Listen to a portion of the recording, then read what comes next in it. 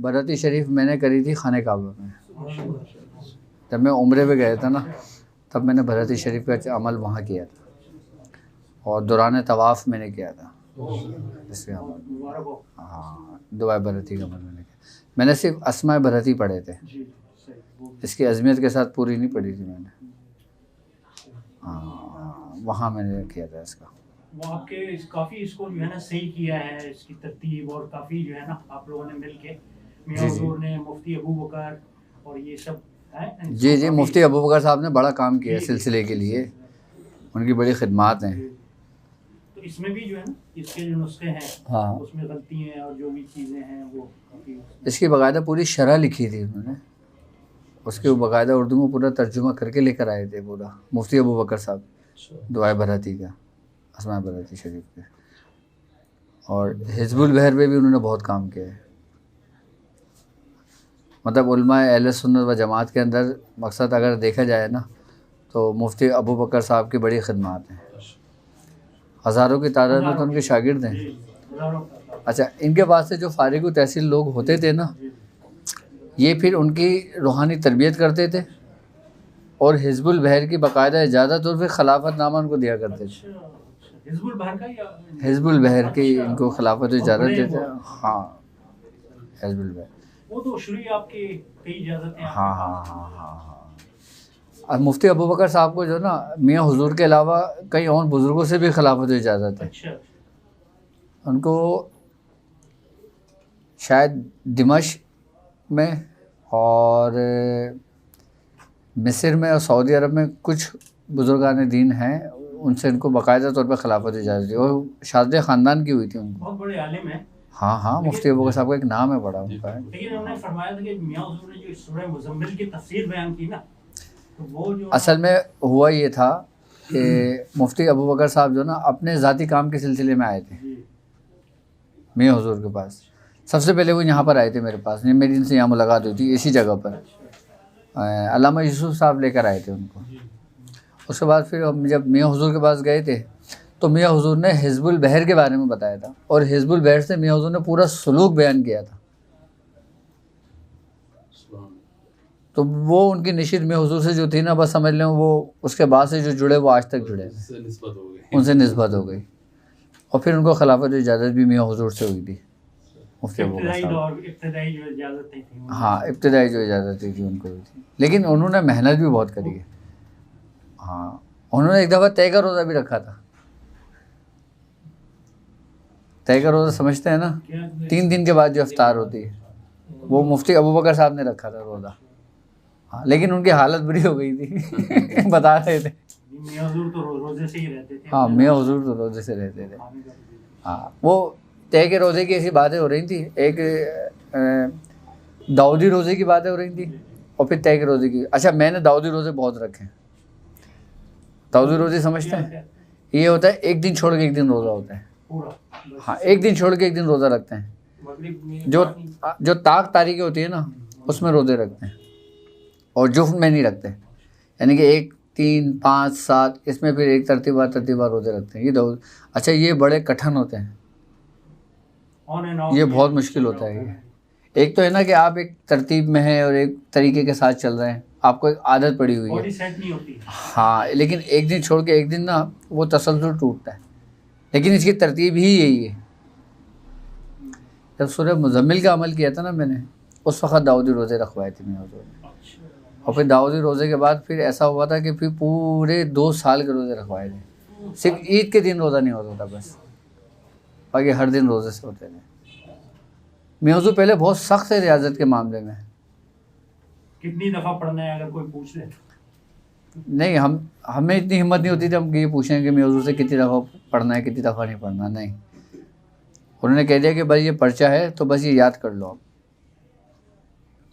और मियां हुजूर ने जो ज़कात अदा की थी 3 चिल्ले के लिए सूरह मुज़म्मिल के, मियां हुजूर तो आज भी रियाज़तों में रहते हैं, आज भी मियां हुजूर परहेज़ में रहते हैं।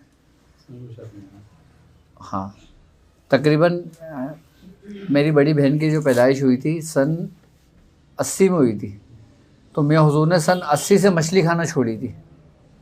आज कितने साल हो गए? 40 साल हो गए मियाँ हुजूर ने मछली ना अपने मुंह में नहीं रखी अभी तक। मछली मियाँ हुजूर ने मुंह में नहीं रखी है। हाँ, मियाँ हुजूर फरमाते हैं कि मैंने जो ना आयत करीमा का अमल किया था। जब मुझे पीर इरफान अली शाह साहब ने आयत करीमा का 12,000 मरतबा रोज़ाना पढ़ते थे और धूप में खड़े होकर, जब मियाँ हुजूर शुगल हैरत में थे ना, जहाँ साया ना हो, साया ना हो, चाहे रात हो तब भी साया। हाँ, शुगल हैरत जब मियाँ हुजूर ने किया था ना, उस वक़्त जब आयत करीमा पढ़ी थी, फिर उसके बाद से लेके आयत वो मछली नहीं खाई मियाँ हुजूर ने, नहीं खाई थी उन्होंने, आज तक नहीं खाई उन्होंने। यहाँ तक कि हमारे घर में मछली भी नहीं तलती, किसी के घर से तल के आ जाती है, चचा के घर से तल कर आ जाती है, तो घर वाले खाते, मियाँ हुजूर नहीं खाते, दस्तरखान पे नहीं होती मछली। जबकि इतना सब कुछ होने के बाद भी आज भी परहेज में रहते हैं। सिर्फ किस लिए? आप लोगों के लिए। अपने लिए कुछ नहीं किया उन्होंने। हाँ, ना अपने लिए कुछ पढ़ा, ना अपने लिए कुछ कभी पढ़ा। कोई इस्तेमाल नहीं किया। जो जितनी भी चीजें तय की ना 40-50 साल से जो पढ़ रहे, कभी अपने लिए जो है ना नहीं करा उन्होंने कभी अपने लिए। और सब कुछ जो किया ना, सिर्फ वो सिर्फ मियाँ हुजूर फरमाते हैं कि मैंने हुक्म की तामील की बस। असल चीज़ यही है। हाँ, जो हमें हुक्म दे दिया गया ना, हम बस उसमें लग गए। हमने ये नहीं पूछा कि कब तक करना है, कैसे करना है, क्या नहीं करना। और ना उसके इस्तेमाल का कोई। हाँ, मियाँ हुजूर फरमाते हैं, एक दफ़ा मैं ख्वाजा मंजूर हुसैन शाह साहब से मिलने गया, तो उन्होंने कहा कि ये अमल करना है, ये काम करना है। अच्छा तुम अभी रुको यहाँ पे ज़रा। ये कहे कि ख्वाजा मंजूर हुसैन शाह साहब अंदर चले गए, वो कुछ लोग आए, फिर उनके साथ वो चले गए। मियाँ हुजूर फरमाते हैं कि मैं 3 दिन तक वहीं रहा, कि मुझे मियाँ ने बोला था कि यहीं रुको अभी। क्या? पीर साहब का हुक्म था, रुके। हाँ, मियाँ हुजूर फरमाते हैं मैं 3 दिन तक घर नहीं गया, मैं वहीं था उसी जगह पर। ये थी हुक्म की तामील। और फिर जब वक्त आया और जब सबको बारी बारी बुलाया और कहा कि मांगो, क्या मांगते हो, सबने, किसी ने कुछ मांगा, किसी ने कुछ मांगा। जब हमारे मियाँ हुजूर का नंबर आया, उनसे पूछा कि दादा मैंने कि तुम क्या चाहते हो? कहा हुजूर जो आप चाहते हैं। मुझे क्या मालूम कि मेरे लिए क्या सही है क्या गलत है।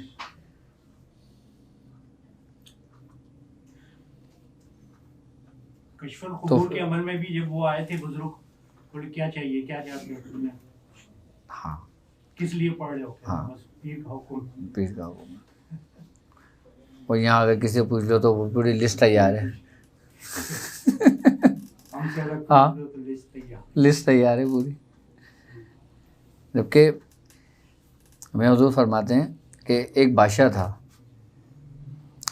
वो अपने दरबारी से बहुत खुश हुआ। उसने अपने दरबार में ये ऐलान किया कि आज मैं बहुत खुश हूँ, मांगो मुझसे जो मांगते हो। बल्कि बादशाह ने कहा कि मुझसे नहीं मांगो, मेरे दरबार में जिस चीज़ को तुम छू लोगे वो तुम्हारी हो जाएगी।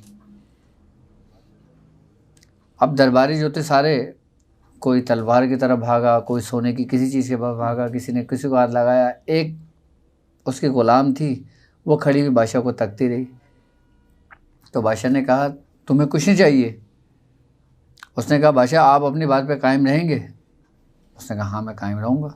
उसने बादशाह पे हाथ रख दिया। जब उसने बादशाह पे हाथ रखा तो बादशाह ने वहीं ऐलान कर दिया बस रुक जाओ। तो लोगों ने कहा हज़रत आपने तो बोला कि सूरज गुरूब होने से पहले पहले जो ले आना चाहता है वो ले जाए, अभी तो कुछ ही लम्हे गुजरे। तो उसने कहा था जब तक इसने मुझ पे हाथ ना रखा था ये सब कुछ मेरा था, लेकिन अभी इसका है। तो मियाँ हुजूर फरमाते हैं बादशाह पे हाथ रखो, जो लवाजमात है ना इनको छोड़ दो, तर्क कर दो। जब बादशाह तुम्हें मिल गया तो सब कुछ तुम्हें मिल गया, वरना फिर कुछ भी नहीं मिला तुम्हें। एक बात याद रखना, इंसान को हर रास्ते में कामयाब जो ना आपका इखलास और आपकी मोहब्बत करती है। आपकी रियाजत और आपकी पढ़ाइयाँ आपको कामयाब नहीं करती हैं। आप लाख कुछ पढ़ते रहें, सारी ज़िंदगी पढ़ते रहें आप सूरह कुरैश, कुछ नहीं होगा जब तक आपके दिल में आपके शेख की मोहब्बत नहीं होगी। दो रास्ते होते हैं कुर्ब पाने के, एक मोहब्बत का रास्ता और एक रियाजत का रास्ता। रियाजत का रास्ता बहुत तवील है और मोहब्बत का रास्ता बहुत मुख्तसर है। इसकी मिसाल हमारे सलासिल में तमाम बुजुर्गान दीन से मिलती है। अब हज़रत शेख, उनको देख लें आप, शेख मुल्तान में किन का मज़ार है? शेख बहाउद्दीन ज़िक्रिया मुल्तानी का। आप शेख शहाबुद्दीन सोहरवर्दी की खिदमत में सिर्फ 17 दिन रहे थे। हज़रत निज़ामुद्दीन औलिया महबूब इलाही को आप देख लें, हज़रत बाबा फरीद मसूद गंज शकर रहमतुल्लाह अलैह का इंतहाई दौर था और आपका इब्तिदाई दौर था। अब मियाँ हुजूर को देख लें आप, ख्वाजा मंजूर हुसैन शाह साहब का इंतहाई दौर था और मियाँ हुजूर का इब्तिदाई दौर था। अच्छा, ख्वाजा मंजूर हुसैन शाह साहब भी ऐसी खिलाफत नहीं देते थे किसी को। जब पीर इरफान अली शाह साहब ने देखा ना कि इन्होंने मियाँ हुजूर को बुलाकर उनको खिलाफत इजाज़त दी, वो बड़े हैरत में थे। उस वक़्त पीर इरफान अली शाह साहब फरमाते हैं कि हमारे साथ के वो लोग थे जो 40 साल से रियासतों में थे, उनको खिलाफत नहीं हुई थी। और उनकी रियासतें पता है कैसी थी? किसी की रियासत थी 160 मरतबा सूरह रहमान पढ़ रहे थे, 40 साल से पढ़ रहे थे। कोई 131 मरतबा सूरह यासीन पढ़ रहा था, 30 साल से पढ़ रहा था। कोई 360 बार सूरह मुज़म्मिल पढ़ रहा था, 25 साल 40 साल से पढ़ रहा था। तो उस वक़्त जो ये लोग रियासतें कर रहे थे ना, उन्होंने ख्वाजा मंजूर हुसैन शाह साहब से बोला, ये लड़का आया, तुमने इसकी कुछ दिन तरबियत करी, तुमने उसको खिलाफत दे दी। तो ख्वाजा मंजूर हुसैन शाह साहब ने फरमाया था कि ये मोहब्बत के रास्ते से आया है और तुम लोग रियासत के रास्ते से आए हो। ये मोहब्बत के रास्ते से इसने वो कुछ पा लिया जो तुमने रियासत के रास्ते में नहीं पाया। इस रास्ते में चलने के लिए जो ना मोहब्बत समझ लें ऐसी है जैसे रील की हड्डी है। आपके दिल में अगर आपके शेख के लिए मोहब्बत नहीं होगी ना तो आप ज़िंदगी भर कामयाब नहीं हो सकते। हज़रत अमीर खुसरो रहमतुल्लाह अलैह आप दिन में 10 मरतबा आपसे बैत तलब लिया करते थे, बैत इरादत लिया करते थे, आपसे बैत तजदीद किया करते थे हज़रत निज़ामुद्दीन औलिया महबूब इलाही से। आप फरमाते हैं कि अगर तुम्हारे शेख के लिए तुम्हारे दिल में ज़र्रा बराबर या कुदवत अगर आ गई, ज़र्रा बराबर भी अगर तुम्हारे दिल में कोई खलिश पैदा हो गई तो तुम्हारी बरसों भर की मेहनत ज़ाया हो गई। और बैत भी खत्म। बैत का सिलसिला एक अलग है और मैं जिस रूहानियत की बात कर रहा हूँ ये सिलसिला एक अलग है। बैत तो देखो आपकी उस वक़्त तक कायम रहेगी जब तक आप अपने बैत पे कायम है। आपका शेख आपको लाख आपके दर से भगाता रहे कि मैंने तुझे अपने सिलसिले से खारिज कर दिया, वो खारिज नहीं होता। वो लाख आपको कुछ भी कहते रहे, आप खारिज नहीं होते। आपने एक दफ़ा भी कह दिया ना कि मैं अब ये रास्ता नहीं, मैं इस रास्ते को नहीं मानता या मैं इस रास्ते को तर्क करता हूँ, तो वो बैत उससे ख़त्म हो गई, उसकी हमेशा के लिए ख़त्म हो गई। ये जहन में आ जाएगी, ये जहन में आ जाए, अगर गुमान आ जाए, गुमान भी नहीं आना चाहिए, गुमान भी नहीं आना चाहिए। लेकिन कामयाबी किस में है? अच्छा, ये हुक्म हमारा तुम्हारा नहीं है, ये अल्लाह रब्बुल इज़्ज़त का हुक्म है। वो कहता है कुल इन कुंतुम तुहिब्बुनल्लाह फत्तबिउनी युहब्बुकुमुल्लाह। अगर तुम अल्लाह की मोहब्बत का दावा करते हो ना, अगर तुम उस तक पहुंचने की कोशिश करते हो, उसका कुर्ब हासिल करने की कोशिश करते हो, तो वो तुम्हें क्या हुक्म दे रहा है? कुल इन कुंतुम तुहिब्बुनल्लाह फत्तबिउनी, कि किसकी अताअत करो? मेरे रसूल की। यानी कि पहले मेरे महबूब की अताअत करो, उसके अफ़ाल से अक़वाल की पैरवी करो। वो युहब्बुकुमुल्लाह, वो फिर तुमसे मोहब्बत करेगा। कुछ कुफार थे ना जो सरकार दो आलम सल्लल्लाहु अलैहि वसल्लम की बारगाह में पेश हुए थे, आए थे, वो कहने लगे कि यार ए अल्लाह के नबी, आप नबूवत का दावा करते हैं, अल्लाह से मोहब्बत का दावा करते हैं, अल्लाह से मोहब्बत तो हम भी करते हैं। तो फिर ये वही आई थी कि अगर ये मोहब्बत करते हैं तो क्या अल्लाह भी इनसे मोहब्बत करता है? ये हमारी बुनियाद है। अच्छा, कुल इन कुंतुम जो है ना, ये हमें हुक्म हो गया शरीयत का। यानी अगर हम अल्लाह की मोहब्बत का दावा करते हैं तो सबसे पहले हम उसके अहकाम के मुताबिक चलेंगे ना, जिसे हम तौहीदी कहते हैं। लेकिन सिर्फ तौहीदी तो कामयाबी नहीं है ना। अगर सिर्फ आप तौहीद के रास्ते पे ही जाते हो तो आप गुमराह हो जाओगे। गुमराही आपका मुकद्दर है। जो लोग कहते हैं ना कि सिर्फ अल्लाह से मांगो, अल्लाह की इबादत करो, अल्लाह की मदद मांगो, अल्लाह से करो, अल्लाह से करो, तो फिर वो क्यों कह रहा है कि वसीला तलाश करो, वसीला तलाश करो, वसीला तलाश करो। और हमारा सबसे बचने का, सबसे कामयाबी का शॉर्टकट रास्ता यही है कि हमारे दिलों के अंदर हमारे शेख की मोहब्बत होनी चाहिए, और हमारे शेख की मोहब्बत के बाद हमारी जो तरतीबवार हमारे सलासिल के बुज़ुर्गों की मोहब्बत है ना, वो कामयाब होनी चाहिए, वो होनी चाहिए आपके दिलों में। वरना ज़िंदगी भर की रियाजत, ज़िंदगी भर की मेहनत आपके मुंह पे मार दी जाएगी। यहाँ तक कि अगर आपके वो अमाल जो रब की बारगाह में कबूल कर लिए गए, वो भी आपके मुंह पे मार दिए जाएंगे। इसका भी फैसला हो गया कि ए लोगों, अपनी आवाज़ को नबी की आवाज़ से बुलंद ना करो, ऐसा ना हो तुम्हारे मकबूल अमाल अकारत कर दिए जाएँ, ख़त्म कर दिए जाएँ। अब आपका शेख जो है वो वहाँ तक ही आपको लेके जाता है। यहाँ तक कि हज़रत शेख अब्दुल अज़ीज़ मोहद्दिस दिल्ली रहमतुल्लाह अलैह फरमाते हैं कि शेख अपनी मुरीदों में ऐसा ही होता है जैसे कौमों में हादी होता है।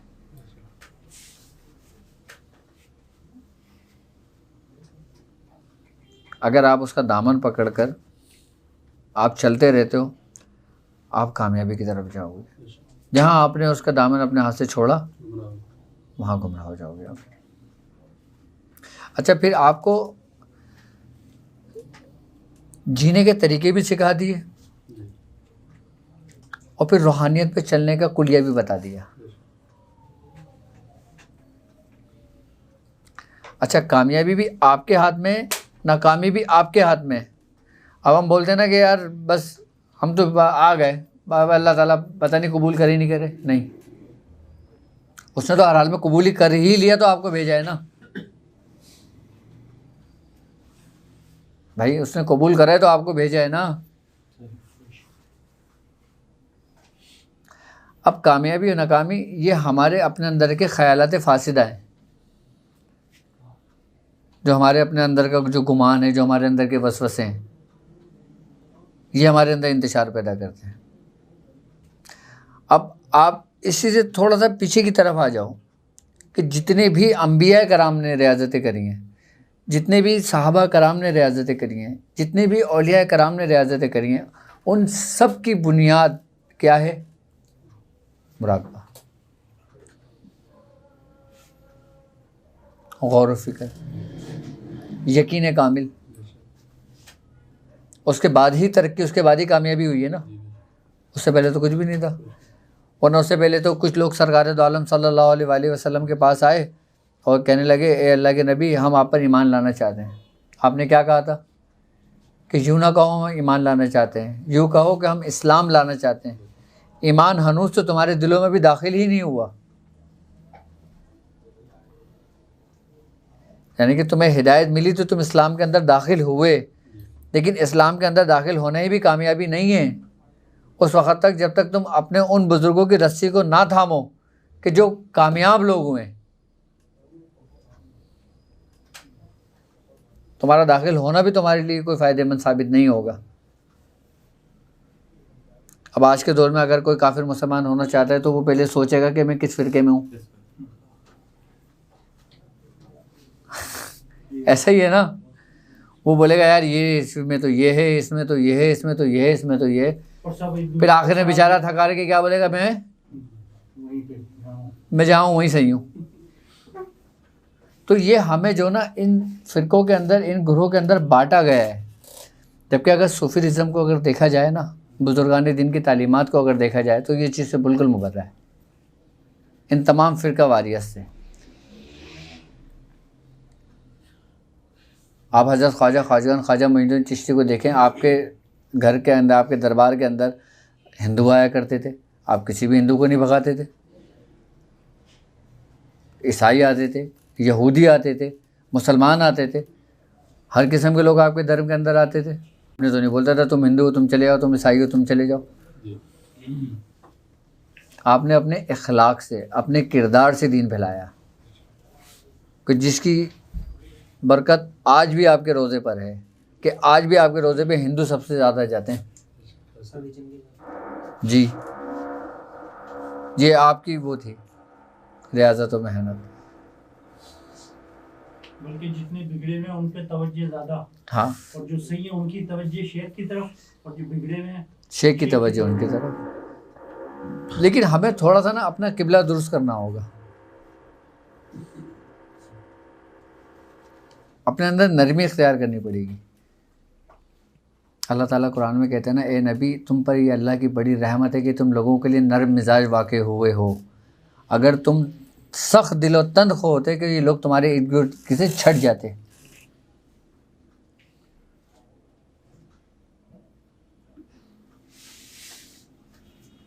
लेकिन असल में मसला पता है क्या होता है, बात यह है कि हमें पता होना चाहिए कि हम किस रास्ते पर हैं और हम क्या कर रहे हैं, और क्या रास्ता हमारे साथ गुमराही का है और क्या हमारे लिए अच्छाई का है।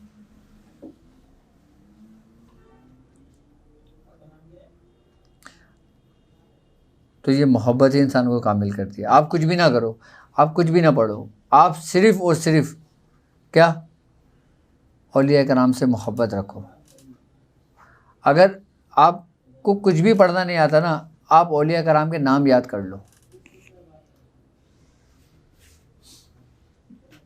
क्या रोज़े महशर जो ना, कुछ लोग यूं ही बख्श दिए जाएंगे कि इस शख्स ने ज़िंदगी के अंदर अल्लाह के फला वली के दर की हाज़िरी दी थी और उनके हाथों को दस्त को बोसा किया था।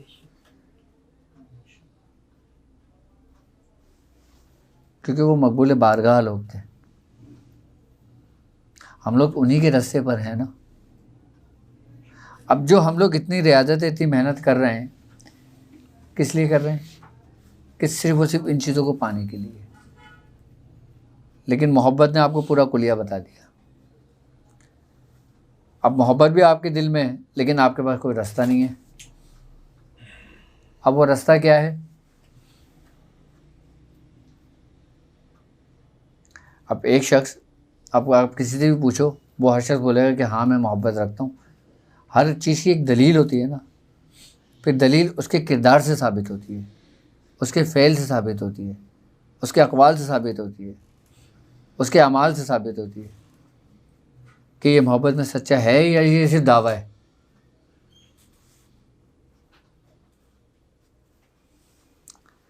अब प्रैक्टिस जो लोग कर रहे हैं, जो अपने सारी तवज्जो हासिल कर रहे हैं, वो किस लिए कर रहे हैं? दुनियावी मकासद के लिए। दुनियावी मकासद तो वो चाहे ना चाहे उनको मिलना है, लेकिन असल मंजिल क्या है? सिर्फ और सिर्फ रूहानियत और यकसुई।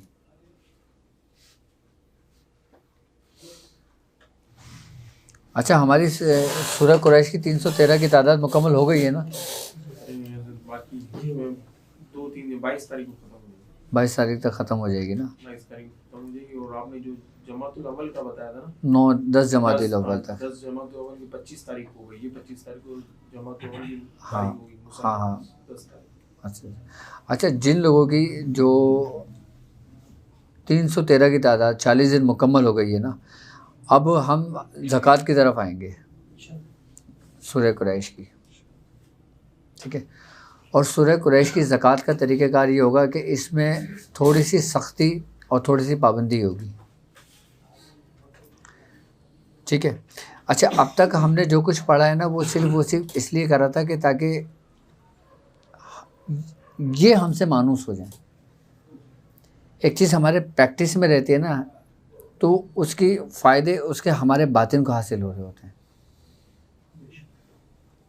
आई ना बात समझ में? अब हमने करना ये है कि 313 की तादाद जिन लोगों के 40 दिन मुकम्मल हो गए हैं, अब वो 1111 मरतबा की तादाद शुरू करेंगे। कितनी? 1111। अच्छा, 1111 की अगर तादाद को हम सूरह कुरैश से पढ़ते हैं ना 40 दिन, तो ये हमारी इसकी ज़कात अदा हो जाती है। वो 4 का हिस्सा 1111 4 आना से वही 4 आना से। अच्छा, 1111 की तादाद ही जो ना, ये समझ लें कि इसकी रूहानियत को खोलने के लिए पढ़ा जाता है, वरना पहले 1100 बार पढ़ाया जाता है। हमने 1100 बार पढ़ा था, 1100 के बाद फिर 1111 पे आए थे। अच्छा, मुश्किल। लेकिन यहाँ पे आपका टाइम बच रहा है। क्या आपने 1111 पढ़ना है, कितने दिन? 40 दिन। लेकिन इसमें काम ये होगा कि इसमें आपने अपने घर के अंदर एक कमरा या एक जगह मुंतखब करनी होगी। हाँ, और जो ईशा के बाद की टाइम, जो ईशा के बाद का ही टाइम होगा। मगरिब के बाद भी मसले, ईशा के बाद से लेके फजर के दरमियान किसी भी टाइम पढ़ लो। मगरिब के बाद मगरिब और ईशा के दरमियान मतलब टाइम बहुत कम होता है, तो उसमें आपको पढ़ा मुकम्मल नहीं होगी पूरी। तादाद इसकी मुकम्मल होगी किसके बाद? ईशा के बाद आप किसी भी टाइम बैठ। अच्छा, कोशिश करें कि कोई ऐसा वक्त मुकर्रर कर लें कि अगर रात को 11 बजे बैठे हैं ना, तो रात को 11 बजे ही अपना मामूल बनाएं। ये नहीं कि आज 11 बजे बैठ गए, कल 1 बजे बैठ गए, फिर 3 बजे बैठ गए रात को, फिर 9 बजे बैठ गए। नहीं, जिस तरीके का हम अगर किसी चीज़ की टाइम वक्त की पाबंदी करते हैं ना, उसकी कैफियत, उसके मामलात और उसके रूहानियत की एक अलग ही तासीर होती है। अब लोग ये भी बोलेंगे कि हम चलते फिरते पढ़ सकते हैं क्या? हाँ, तो ये अमल चलते फिरते नहीं होगा। चलते फिरते पढ़ना है तो फिर आप जितना चाहो पढ़ लो, लेकिन अगर तादाद में अगर ज़कात की नियत करनी है तो फिर 1111 मरतबा ही ज़कात अदा की जाएगी इसी, और वो परहेज़ के साथ होगी, अपने जलाली जमाली दोनों के साथ होगी, जलाली और जमाली दोनों के साथ होगी। जमाली में मतलब चाय जो है दूध वाली वो भी नहीं, सिर्फ कावा पिए। नहीं। हाँ, कावे का इस्तेमाल कर लें। तो एक सवाल है कि लेकिन अगर तैयार होना है ना, तो फिर पूरे मुकम्मल तरीके से तैयार चीज़ होगा। वगैरह भी इस्तेमाल नहीं कर, मीठी चीज़ वगैरह। ये इन ख्वाहिशात को तर्क करने का नाम तो नफ्सकशी है। अजब ये पूछ रहा था मुझे कि हाँ। जमाली परहेज क्या क्या हो, मतलब मीठी चीज़ वगैरह भी। देखो, जमाली के अंदर वो चीज़ आ जाती है कि जैसे दूध हो गया, मक्खन हो गया, घी हो गया, आई ना बस समझ में। अब जलाली के अंदर वो चीज़ आ जाती है जो जलाल ज़ाहिर करती है। जैसे हम गोश्त, जानवरों का ज़िबा करना, गोश्त खाना। अब वो गोश्त किसी भी जानवर का हो, चाहे मछली हो, हर किस्म का घी आएगा। हर किस्म का घी आएगा। नहीं, जो आजकल तो हर किस्म के घी भी प्योर तरीके से तो नहीं बनाए जाते। वो यूज़ कर सकते हैं। चावल बना लिए घर वालों ने घी के अंदर। दूध से जो घी होता है वो नहीं। हाँ हाँ हाँ, जो देसी घी जिसे कहते हैं, जिसमें हीक होती है, स्मेल। असल में बदबू ही का तो मसला है ना सारा। वो रोटी के साथ देसी घी खाते हैं। कच्चा प्याज हो गया, लहसुन हो गया। आदत भी नहीं है बचपन से खाने की, बू लगती है उसमें। अरे बूढ़ लगे ना, मोशन लग जाते हैं लोगों को अगर वो थोड़ा सा घी ज़्यादा खा लें देसी, तो हज़म नहीं करता उनका मैदा। तो सूरह कुरैश की जो ना, ये 1111 इसकी तादाद पढ़ेंगे 40 दिन तक। अच्छा, इसके साथ साथ हम इसको अपने तजर्बात में भी लेकर आएंगे। मैंने सूरह कुरैश के अमल करने के तरीक़ेकार समझाए ना काफ़ी। अब जो तरीक़ेकार हैं ना, उसको आप अप्लाई करो। ये 1111 की तादाद जब आप करोगे ना, आपको पता चलेगा। लेकिन कोशिश ये करें कि 1111 ही होनी चाहिए, 1112 नहीं, 1110 नहीं, या 1100 नहीं। जब ये पढ़ के आप उठ जाओ, फारिग हो जाओ, उसके बाद फिर आप जितना चाहो पढ़ लो। लेकिन जो तादाद बताई जाए ना, उस पर ख्याल किया जाए। इसमें तो बात शेयर कर सकते हैं। हाँ, नहीं कोई मसला नहीं उसमें। अच्छा, कोई बात जरूरी हो। क्या चीज़? ये कह रहे हैं कि बात कर सकते हैं अमल के दौरान। नहीं नहीं, अमल के दौरान बात नहीं करना। तो बच्चे आ जाते हैं वो पापा जी नहीं नहीं नहीं नहीं नहीं नहीं, वो तसल्लुल टूट जाता है। आपने अमल के दौरान गुफ्तगू नहीं करना, जब अमल पूरा हो जाए ना तो गुफ्तगू करना। पहले तो हम करते थे। हमारे दादा मियाँ ने मियाँ हुजूर को फरमाया कि तुमने जो ना सूरह इखलास का अमल कर रहे थे कि 14,000 पढ़ना है, लेकिन बीच में बोलना नहीं है, कुछ भी आ जाए, कोई भी काम आ जाए। तो मियाँ हुजूर फरमाते हैं कि मैं पढ़ने बैठ गया। तो अब हुआ ये कि घर से ना हमारी दादी आई, कहने लगी छोटे वाली बेटी की ना बहुत हालत ख़राब है। तो मैंने गर्दन हिलाई, चले गए। वो कह रहे इसकी हालत बहुत ज़्यादा ख़राब हो गई, इसको हॉस्पिटल लेके जा रहे हैं। फिर मैंने गर्दन हिलाई, मियाँ अपने काम में लगे रहे अपने। फिर वो कहने लगी वो छत से गिर गया। फिर मैंने गर्दन हिलाई, ठीक है मैं पढ़ लूँ। मैं कहते हैं जब मैं पढ़ के अपना फारिग होकर उठा तो सब अपने अपने कमरे में सो रहे थे।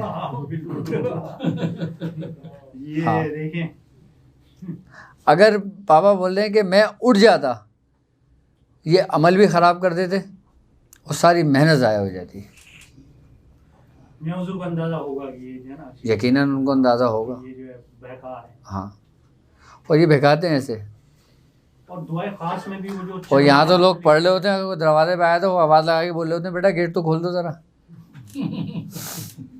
हाँ, जैसे वो इल्म और अदद का आपने बताया था कि जिंदगी 4 से ज़रब। वो मैंने तरीका पूरा नहीं समझाया था, अच्छा वो तरीके का मैंने पूरा नहीं बताया था। अच्छा, उसमें मैं असल में कर रहे थे तो उसमें जो है ना जवाब आपने बोला एक आए तो मतलब ज़्यादा नहीं, वो अलग है, उसमें इसका पूरा एक तरीक़ेकार है, वो मैंने नहीं बताया था अभी। जिसके अंदर दिन की भी अदद निकालते हैं, वक्त की भी अदद निकालते हैं, फिर उसके बाद होता है, क्योंकि हर चीज़ तो नहीं होती ना। सही सही। ये हमारी ख़ास क्लासेस का हिस्सा हैं ये चीज़ें। हजरत जब 15 का नक्श लिख रहे होते हैं ना, एक जगह ऐसी आती है वहाँ 16 बनते हैं, 15 नहीं बनते। कैसे? जैसे फर्क होता है, आप जो भी लिख रहे हैं हाँ, तो वो उसका जो है ना 1 लिखते हैं और उसके बाद 2 लिखते हैं। वो नहीं हाँ? नहीं 1 2 3 और उसके बाद 4 5 5 और ऊपर जो 1 होता है और नीचे जो है ना मसलन उसकी आ जाता है क्या नाम है 9। नहीं हो सकता, 1 आपकी लिखने में गलती हुई होगी। जैसे वो मैंने वो बिल्कुल तस्वीर है मेरे पास उसकी ना, मैं उसी के ऊपर ही लिख रहा हूँ। नहीं, अच्छा, मैं आपने जो बताया था मैं कैलकुलेशन कर रहा हूँ, वो जवाब ही नहीं आया मेरे को। 127 आ गया था, वो थोड़ी सी कंफ्यूजन ही हो गई थी आपने। नहीं, अब ये देखो ना, मैं बताऊँ आपको। जैसे अब इसको कहीं से भी कैलकुलेशन कर लो 15 ही बनेंगे। ये 1 और 5 और 9 कितने होते हैं 1 और 5 9? 15 हो गया। 15 हो गया, 9 है और 1 10 और 5 15। अच्छा मैं उसको जो है ना तो नहीं, यही क्यों होगा। अच्छा चलो, अब तो आपने खड़ा करा है तो एक तरीक़ेकारी सुन लो जी, सूरह कुरैश वालों के लिए ना, जो अभी ज़कात अदा करेंगे, ताकि उनको फ़ायदा हो, पता चले। आप जब सूरह कुरैश की ज़कात शुरू करोगे 1111 मरतबा की ना, तो आपने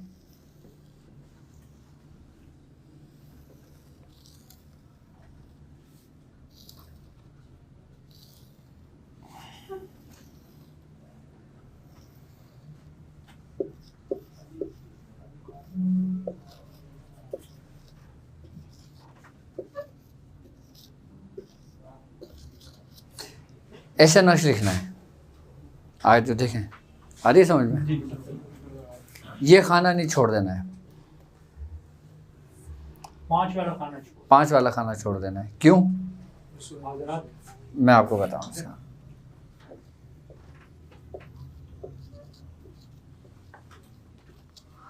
ये जो है ना 5 का, ये इन चारों को बैलेंस में किए हुए हैं। हमने जो काम भी करना होगा ना इस वाले खाने से करेंगे। अच्छा, अब आपने करना ये है कि एक जिस तरीके से वो डॉट वाला पेपर था, ठीक है। अच्छा, कुछ लोगों ने तो उसको फ्रेम कर लिया, कुछ लोगों ने उसको फ्रेम नहीं किया। आप जो ना एक पर्चे पे ना ऐसा नक्श बिल्कुल ऐसे ही लिखें, और जो ये वाला खाना है ना इसको आप पूरा ब्लैक कर दें। हाँ,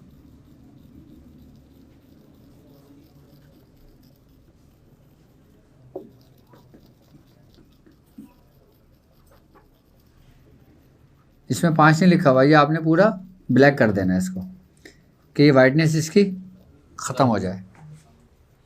ठीक है, अब करना क्या है आपने ये कि जब आप इसकी ज़कात अदा करोगे, ये शॉर्टकट रास्ता समझा रहा हूँ आपको कामयाबी के लिए। ठीक है, आप अपने जगह पे बैठेंगे।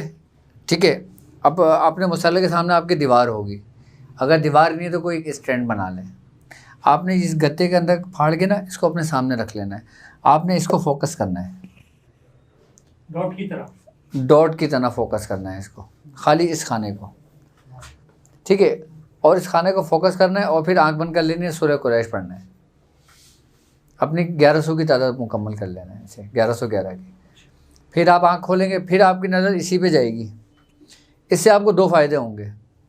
पहला फ़ायदा ये होगा कि जब आप सूरह कुरैश पढ़ लोगे ना तो आप अपने कारोबारी ज़िंदगी का हिसाब नहीं निकाल लोगे कि इसको क्या देना है क्या लेना है।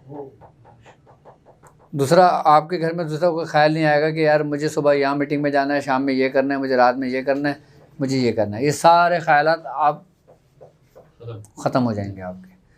आपके जहन में, आपके तवज्जो में क्या रहेगा? सिर्फ डॉट रहेगा और ज़ुबान पर, और एक वक्त ऐसा आएगा कि दोनों एक ही हो जाएंगे। फिर आप आँख खोलो या आँख बंद करो, सिर्फ सूरह कुरैशी पढ़ लोगे, दिमाग पूरा खाली होगा आपका।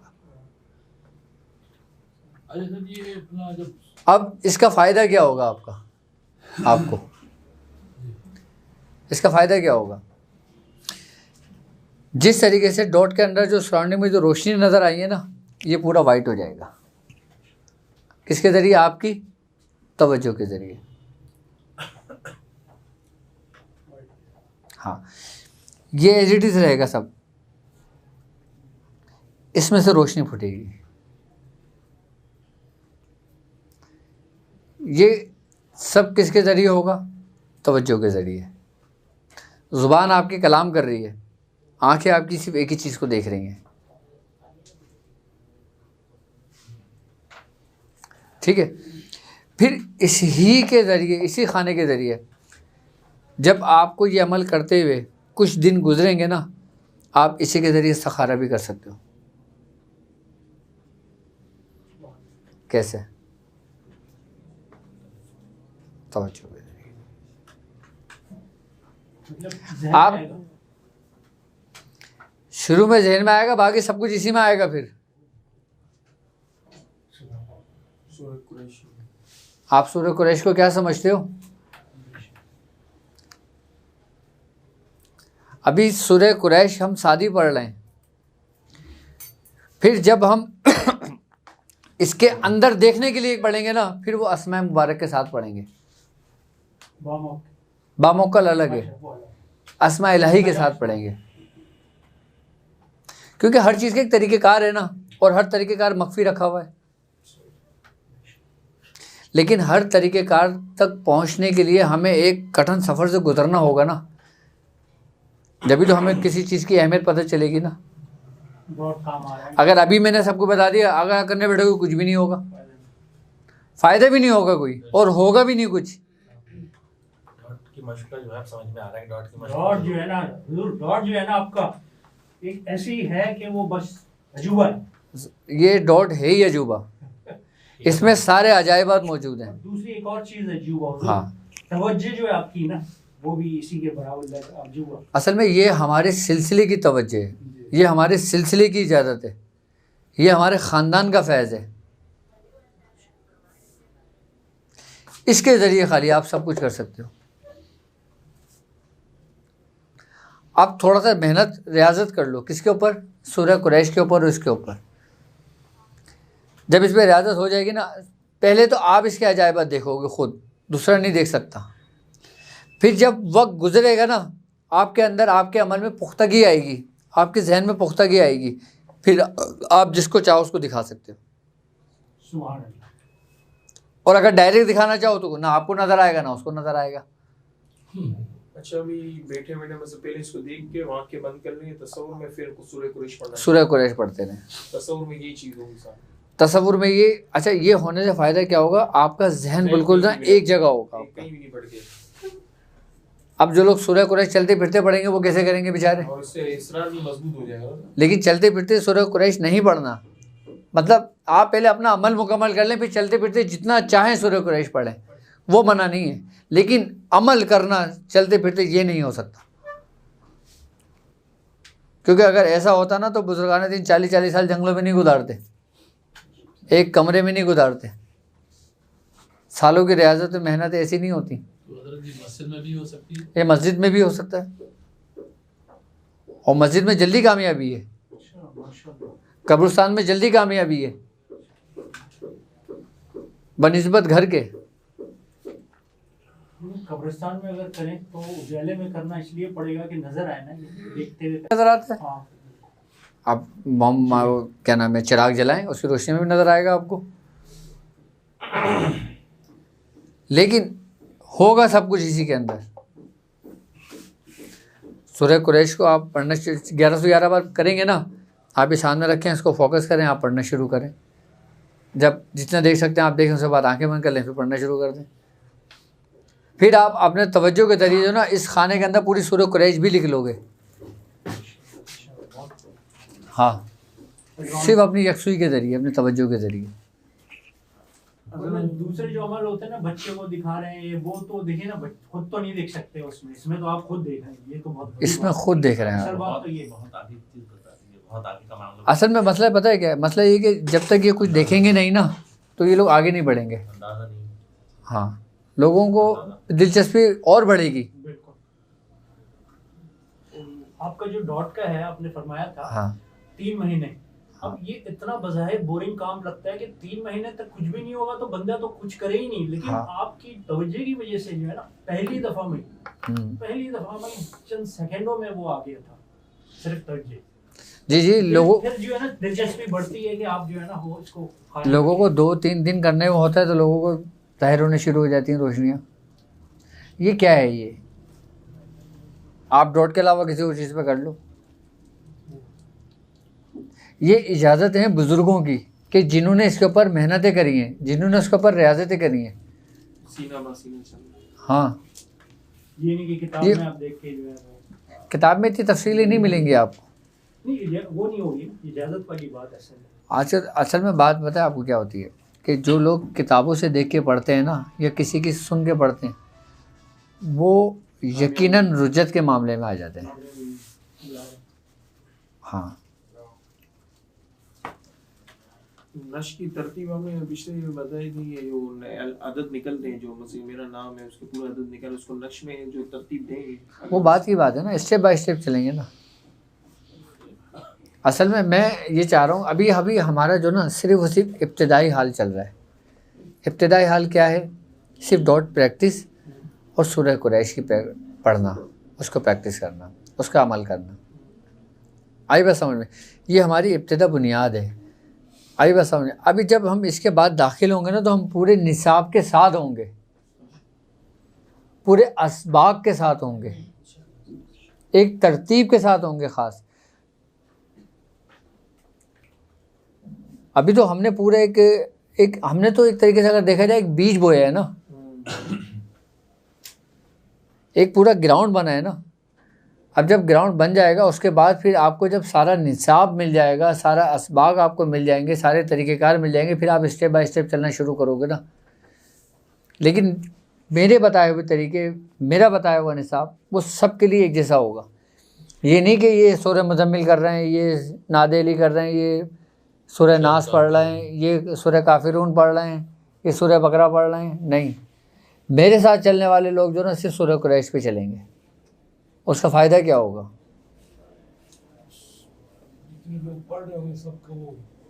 उसका फ़ायदा क्या होगा?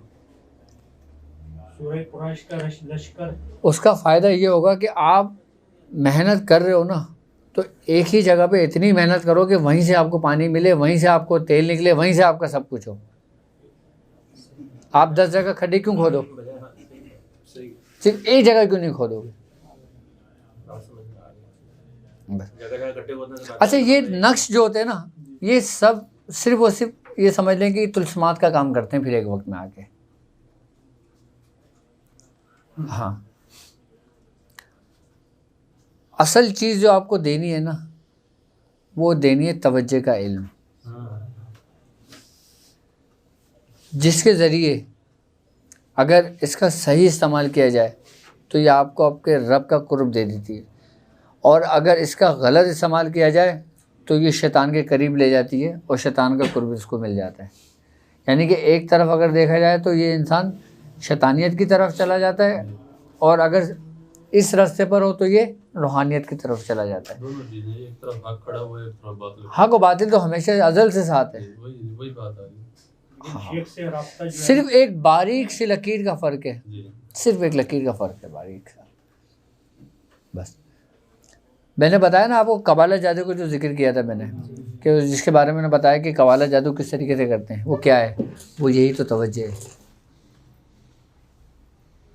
देखते देखते आदमी हो गया। सारी जादू और सारी रूहानियत का मरकज़ इंसान के जिस्म के अंदर उसका तवज्जो है, उसका ख्याल है, उसका गुमान है। तवज्जो की बेस बना रहे हैं आप इसके ज़रिए ही सब कुछ करोगे। क्यों? क्योंकि अल्लाह रब्बुल इज़्ज़त कहता है कि मैं तुम्हारे गुमान के मुताबिक हूँ, कि तुम मुझसे जैसा गुमान करोगे मैं वैसा ही हूँ। अब आप क्या गुमान रखते हो? ये आपकी तवज्जो है।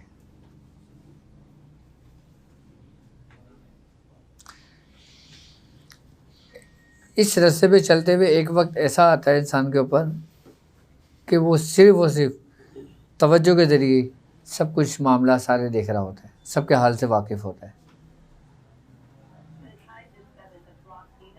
हाँ, सलासिल का जो फैज़ होता है ना, सलासिल की जो इजाज़तें होती हैं, ये जब मुंतकिल की जाती है ना तो ये तवज्जो के ज़रिए की जाती हैं। तवज्जो मुंतकिला, तवज्जो इस्लाही जिसे कहते हैं, तवज्जो इत्तिहादी कहते हैं, तवज्जो मुंतकिला कहते हैं। अच्छा, अभी तो कहते हैं, क्या मैं कहता हूँ कहो नहीं, प्रैक्टिकल करो। आप खुद भी प्रैक्टिकल करो। जो लोग डॉट की प्रैक्टिस कर रहे हैं ना, आपको कितना अरसा हो गया होगा? मैं नया हूँ 3 महीने, 4 महीने, 5 महीने हो गए होंगे डॉट की प्रैक्टिस करते हुए। अब दानिस्ता तौर पर और गैर दानिस्ता तौर पर आप करना शुरू करो इसका इस्तेमाल, आपको पता चल जाएगा। क्या कि जैसे आप मुझसे मिलो, मैंने आपके दिमाग के बारे में थोड़ी सी तवज्जो करी और आपके दिमाग को रीड करना शुरू कर दिया, वो ही सारे जवाब जो आपके दिमाग के अंदर होंगे वो मेरे दिमाग के अंदर मुंतकिल होने शुरू हो जाएंगे। यानी कि आपके अंदर की जो प्लानिंग है ना, वो मैं अपने अंदर पूरा एक तरीके से अगर देखा जाए तो डाउनलोड कर लूँगा। यानी कि आपने जो प्लानिंग अपनी फ्यूचर की होगी ना, मैं पूरी उसको पहुँच के जो ना अपने अंदर इंस्टॉल कर लूँगा उसको, और फिर मैं आपको बता दूंगा कि आपके साथ ये मामला है। आप भूल गए ये तो जादू है, ये कहाँ से जादू है ये? अब लोग कहते हैं कि नक्श तावीज़ा जादू है, ये कहाँ से जादू है ये? तवज्जो पूरी दुनिया के अंदर जो ना इस वक्त सबसे ज़्यादा आपके तवज्जो के ऊपर ही काम हो रहा है। हर सिलसिले में तवज्जो, हर मज़ाहिब में, हर सिलसिले में नहीं, दुनिया के हर मज़ाहिब में। यहूदी काफ़ी कर रहा है यहूदी तो आपने वो देखा होगा ना, क्या है वो, टाइम ट्रैवल सुना ना? टाइम ट्रैवल की आजकल जितनी वो चलती हैं कि भाई फ़लाँ शख्स फ़लाँ वक्त में दाखिल हो गया। क्या है ये? अच्छा, साइंस कहती है ये मुमकिन है, ऐसा हो सकता है, लेकिन कोई ठोस सबूत नहीं है साइंस के पास। अब वो दलाइल क्या दे रहे हैं कि पिक्चर के ज़रिए या किसी भी उसके ज़रिए, ये अथेंटिक दलाइल तो नहीं है इसके, ये टाइम ट्रैवल के मफरूज़ा है, ख्याल है। टाइम ट्रैवल क्या था मैं आपको बताता हूँ। हज़रत बाबा फरीद मसरूर गनीश अगर रहमतुल्लाह अलैह का एक वाक़या था। कुछ बच्चे आपके पास आए बच्चे खेल रहे थे, तो जो रीछ और बकरी को जो नचाते हैं ना, वो आए बता। तो बच्चों ने बोला बाबा हमें ये तमाशा देखना है। तो बाबा ने उसको बोला, बाबा फरीद मशहूर कदी शकर रहमतुल्लाह अलैह ने उसको बोला कि भाई तू बच्चों को तमाशा दिखा। उसने बच्चों को तमाशा दिखाया। अच्छा, जब बच्चों को 1 घंटा तमाशा दिखाता रहा, उसके बाद फिर वो बच्चे चले गए। अब उसने बोला ला बाबा पैसे दे। उसने बोला मेरे पास पैसे तो नहीं है। बाबा फरीद मशहूर कदी शकर रहमतुल्लाह अलैह ने फरमाया, तो आपने फरमाया तो मेरी 1 घंटे की इतनी मेरे में तमाशा दिखाया मैंने। तो आपने कहा चल हम भी तुझे एक तमाशा दिखा देते। उसने कहा बोलो। उसने बोला दादा बाबा फरीद मशहूर शकर रहमतुल्लाह अलैह ने फरमाया कि पीछे नदी थी, आपने कहा जाओ इसमें जो ना गोता लगा के मेरे पास आओ। अब वो जो तमाशा दिखाने वाला शख्स था वो गया, उसने कपड़े उतारे, उसने नदी में जैसे गोता लगाया, जैसे बाहर निकला तो वो क्या देखता है कि एक खूबसूरत सा एक जंगल बना हुआ है और सारे लोग ना घोड़े पे सवार हैं। तो जैसे वो बाहर निकलता है ना, लोग खुदाम उसके पास आ जाते हैं, कहते हैं बादशाह सलामत आए आए आए आए। वो शिशुपन में रहता है, उसको फिर वो कपड़े वपड़े सब पहना देते हैं, उसको बादशाह सलामत का पूरा ड्रेस पहना देते हैं और उसको घोड़े पे बिठाते हैं। अब वो पूरा काफ़िला महल की तरफ रवाना हो जाता है। अब जब काफ़िला महल की तरफ रवाना होता है, वो देखता है ये क्या हो गया, ये सारी सल्तनत है मेरी और हज़ारों की तादाद में मेरे खुदाम है। अब बादशाहों की तो बड़ी वाह वाह हो रही है भाई, पूरा दरबार लगा हुआ है, वो फैसले कर रहे हैं, वो बात हो रही है, सब कुछ हो रहा है, वो बादशाह बने हुए वो। अच्छा, अब वो कहता है खैर अब ये ज़िंदगी आ गई, बाबा की दुआएं लगते मुझे दुआ लग गई उस फ़कीर की। सब होशो हवास होता है इंसान को। कहता है वो मुझे बाबा की दुआ लग गई, लेकिन मैं हूँ कहाँ ये नहीं पता। खैर वो आसाइशों में ऐसा पड़ा, उसने वहाँ शादी कर ली, शादी हो गई। हाँ लंबा वो जी, बच्चे हो गए उसके। अच्छा, शादी हो गई, बच्चे हो गए, फिर अब ये तो बादशाह ने नहीं गुजारने लगे, इनको 10-12 साल गुजर गए ज़िंदगी गुजारते हुए। अब हुआ ये,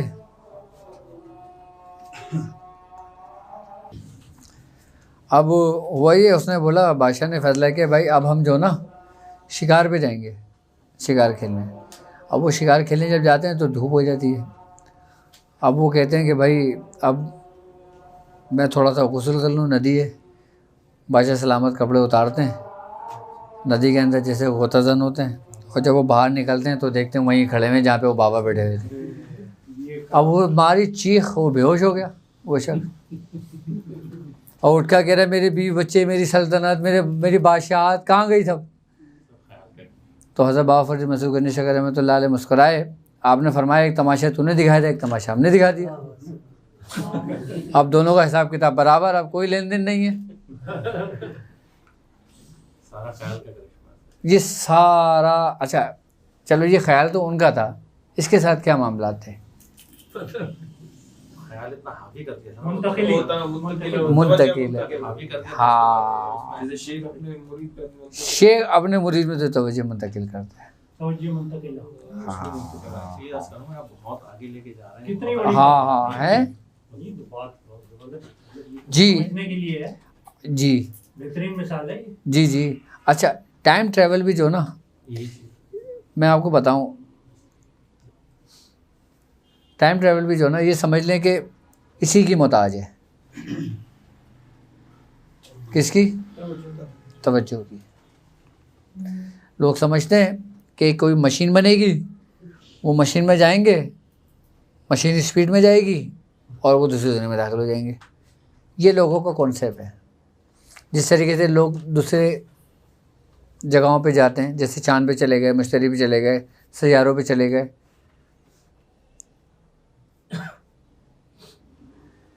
नहीं सर, रियल क्या चीज़ है?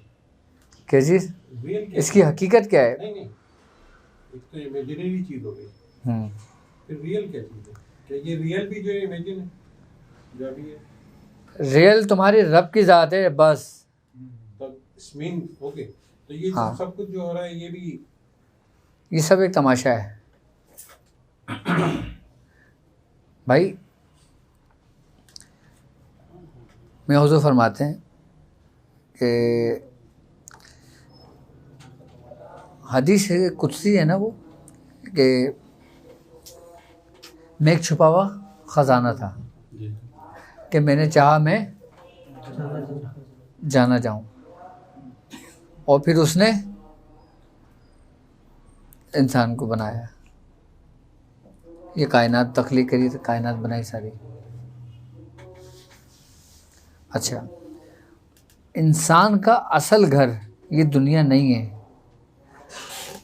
ये जो दुनिया है ना, ये जो जगह है, ये अगर इसके बारे में देखा जाए ना तो ये दरिंदों की रहने की जगह है, ये इंसानों की रहने की जगह नहीं है। ये आप हैं, इंसान की बनावट ऐसी है कि जो यहाँ के जो आबो हवा, जो यहाँ का जो माहौल, यहाँ का जो मौसम, यहाँ के जो है ना मामलात, वो इंसान की ज़िंदगी में से असरअंदाज होते हैं। ये नाखून है ना, ये क्या है? ये इसकी कभी आपने हकीकत पढ़ी है? ये इंसान का लिबास था। क्या था? ये इंसान का लिबास था, और ये पूरा इंसान इसमें ढका हुआ था। जब आदम अलैहिस्सलाम को जब ज़मीन पर उतारा गया था तो ये लिबास उतार लिया गया था। यानी कि इंसान की जो असल जगह है ना, वो जन्नत ही है, वो जो वो दूसरी दुनिया है। यहाँ तो इसको बतौर इम्तिहान इस दुनिया में भेजा गया था, एक आजमाइश के लिए भेजा गया था उसको। आप इसको सज़ा नहीं कह सकते।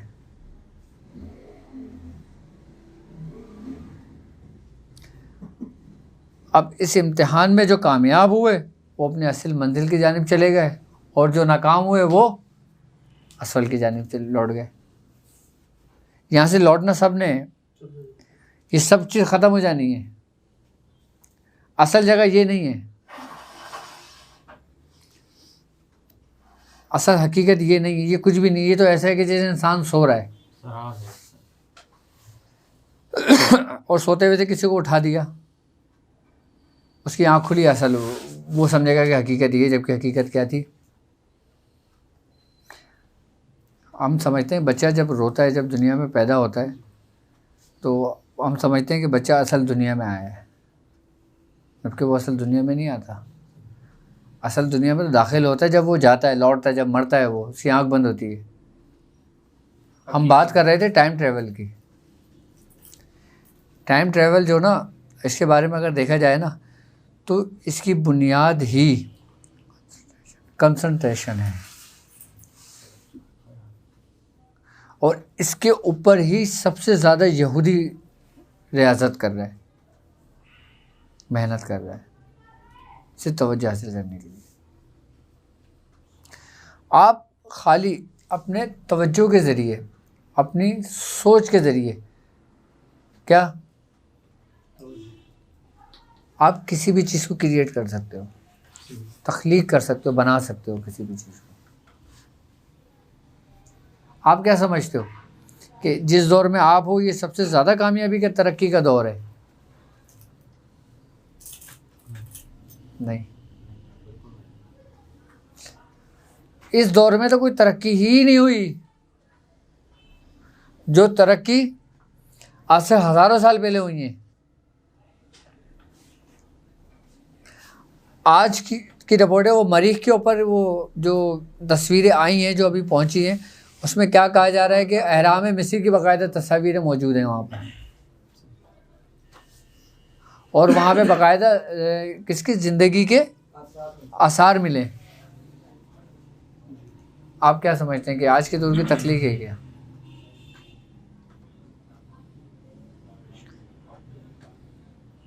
अच्छा, टाइम ट्रेवल के अंदर जो ना ये होता है, ये कि इसकी मैं थोड़ी सी आपको समझाता हूँ, आपको पूरा सब समझ में आ जाएगा। हमारा जिस्म है कसाफत, कसीफ है। हमारी रूह क्या है? लतीफ़ है, इसमें लताफत है। ठीक है, सारा झगड़ा किसका है? कसाफत का, जो इंसान को आगे बढ़ने नहीं देता।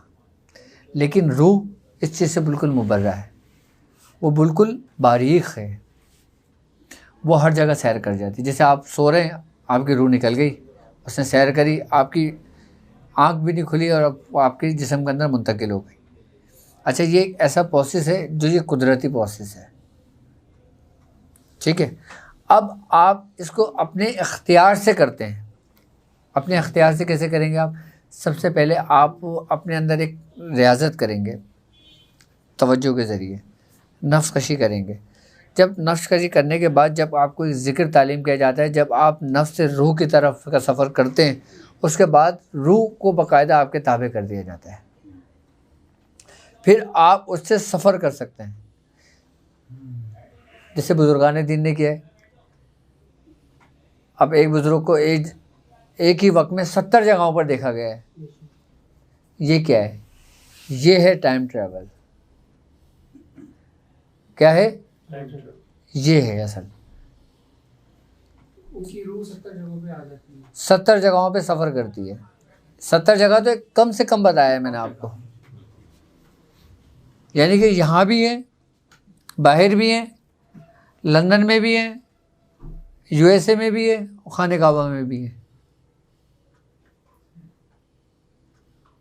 अच्छा, मैं आपको एक बात बताऊँ, जब आप इसकी मार्फत को पा लेते हो ना, किसकी तवज्जो की, तो वक्त और जो वक्त की रफ्तार होती है ना, फिर ये सफ़र सिमट जाता है। अभी आप जो गुलिस्तान जौहर में रहते हो, आपको पहुंचने में आधा घंटा लगता है, आई बस समझ में। और यहाँ से अमेरिका 24 घंटे का सफ़र है। जब आप एक रियाजत और एक मेहनत से रूह का इख्तियार आपको मिल जाता है। रूह की रफ्तार आपको पता है क्या है? क्या है रूह की रफ्तार? रूह की रफ्तार ये है कि इंसान की जो सेकंड होता है ना, उस सेकंड भी समझ लें कि अगर 100 मरतबा काउंट करें ना, तो उसका 1/3 हिस्से में उसकी रूह की रफ्तार ये होती है। मतलब आप अगर रोशनी को ले लें ना, तो रोशनी की सिर्फ उसी 5% रफ्तार है कि जो सूरज से ज़मीन तक पहुंच जाती है। सूरज की रोशनी का आप ले लें, उसकी जो पहली किरण होती है वो ज़मीन पर कितना सफ़र तय करके पहुंचती है और कितने लम्हों में पहुंचती है? 8 मिनट। कितने? 8 मिनट। और कितना सफ़र तय करती है? आपकी ये 5% है खाली, और रूह की जो उसकी कुव्वत है ना, ये इससे 95 गुना ज़्यादा है। जैसा रोशनी की रफ्तार है 1,86,000 मील पर सेकंड। 1,86,000 मील पर सेकंड। मील पर सेकंड। ये सिर्फ 5% है, समझ लें, रूह के मुकाबले में।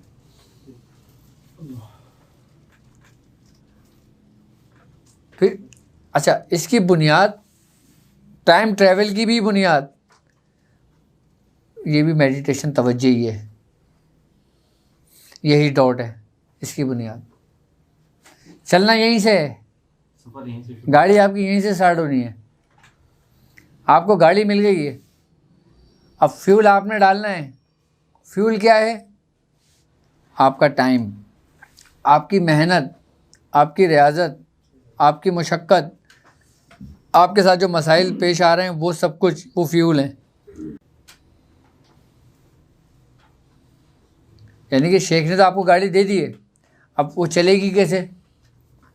अब ये सब कुछ तो आप खुद डालोगे ना, ये भी वो शेख डाल के दे देगा। नहीं, वैसे शेख की जो है ना करामत ये रही है कि कभी मसाइल से अल्लाह के फजल से जो है ना, ऐसा मसाइल कभी शेख की। मसाइल एक अलग चीज़ है, रियाजत एक अलग चीज़ है। अगर ये रियाजत की अगर मैं बात ना करूँ ना, तो आप ये देख लें कि सरकार गौस पाक का मकाम व मर्तबा ले लें आप, कि आप जैसा मकाम वलियों में ना किसी का था, ना है, ना होगा। उसके बावजूद भी आपने इशा के वजू से फजर की नमाज़ कितने सालों पढ़ी है? 40 साल पढ़ी है आपने। हम लोग भी 40 साल जंगलों में गुजारे हैं। ये रियाजतें तो थी, ये मेहनतें तो थी, जो आज हमारे काम आ रही है। बिल्कुल। हुजूर भी फरमाते हैं ना कि हमने जितनी मेहनत कर ली, हमारे बुजुर्गों ने भी मेहनत अच्छा, कर ली। हमारे टाइम ट्रैवल का एक छोटा सा मैं आपको बता रहा हूँ, आप प्रैक्टिस करना। आप जो ना बैठे हो ना, अगर दरवाजे पे दस्तक हो घर में, आप सिर्फ आंख बंद करके तवज्जो करना, आपको पता चलेगा कि बाहर कौन है।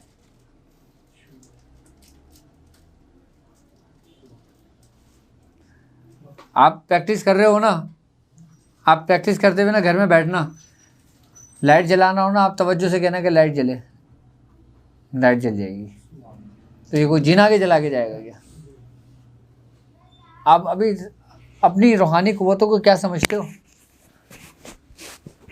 सर ये एक दफ़ा अगर जाग जाए ना तो ये मरने के बाद काम आती हैं, आपकी ज़िंदगी में तो आती ही आती हैं। असल हकीकत ही वो बात आ गई ना, क्या फ़ना और बका का जो मामला है, ये चीज़ अगर जाग जाए ना तो फिर फ़ना और बका दोनों फिर इंसान के इख्तियार में होता है। दोस्त हैं डॉक्टर रज़ा अब्बास, अज़ीम सिलसिले से हैं, उन्होंने बाकायदा प्रैक्टिकल करके दिखाया। लाइट चली गई थी, अल्लाह अकबर किया और पंखा चल गया। ये मैं साथ बैठा था उनके, मेरे सामने ये वाक़या कहने लगे यार इससे ख्याल का करिश्मा, कुछ नहीं, कुछ भी नहीं, सिर्फ तवज्जो के जरिए, सिर्फ तवज्जो, प्रैक्टिकल किया हमने कमरे में बैठ के, सिर्फ तवज्जो के लाइट जरिए। गई हुई थी, हाँ, उन्होंने बाकायदा अल्लाह अकबर पढ़ा और पंखा चल गया, तवज्जो के लाइट जरिए। लाइट ऑन हो। तो ये तवज्जो ही इंसान को कामिल करती है। अच्छा, आपको सिर्फ एक तवज्जो हासिल होने से जो ना आपको कितनी हुजूरियाँ मिल गई।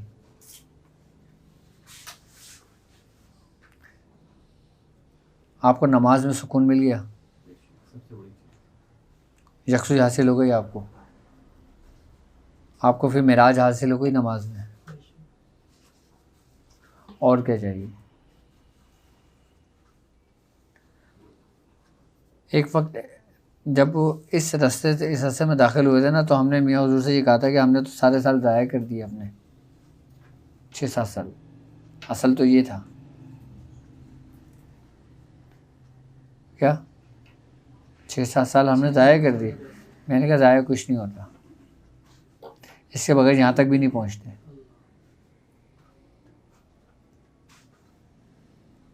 वही बात आ गई ना कि एक चीज़ आपको मिल गई है, अब मेहनत और रियाजत करना आपका काम है इसके ऊपर।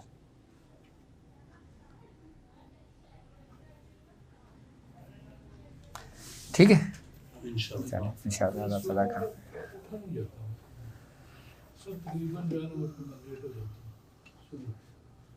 अच्छा, 3-4 दिन मैंने सुबह उठ के तहज्जुद पढ़ ली, सोने से पहले ना अपना नाम 3 दफ़ा कहा करो, अपना नाम देके 3 दफ़ा कहा करो कि मुझे सुबह इस टाइम पे उठा देना। आपको उस टाइम पे ज़बरदस्ती उठा देंगे बस।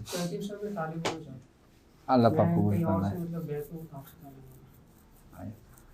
आ जाओ इधर आ जाओ, जो बैठे तलब लेना चाहे।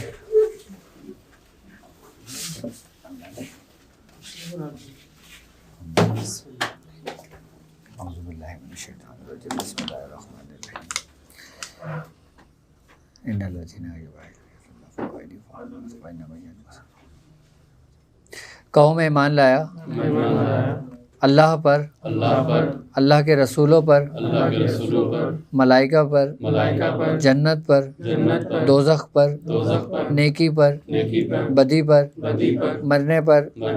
मरने के बाद दोबारा ज़िंदा होने पर, और मैं तौबा करता हूँ अपने तमाम गुनाहों से, जिन्हें मैं जानता हूँ, जिन्हें मैं नहीं जानता, और मैं अहद करता हूँ अपनी बाकी ज़िंदगी सरकारे दो आलम सल्लल्लाहु अलैहि वसल्लम के फरमान के मुताबिक गुजारूँगा। मैंने आपको ख़ानदान कादरिया, सिलसिला सोहरवर्दिया, चिश्तिया, कलंदिया, अबुल उलाइया, जहांगीरिया, हसनिया, उस्मानी में अपने शेख हकीम सूफ़ी तारिक अहमद शाह आरिफ के हाथ पे आपसे बैत तलब ली। आपने बैत तलब कबूल की, आपने कबूल की, आपने कबूल की। पढ़ो ला इलाहा इल्लल्लाहु मुहम्मदुर रसूलुल्लाह।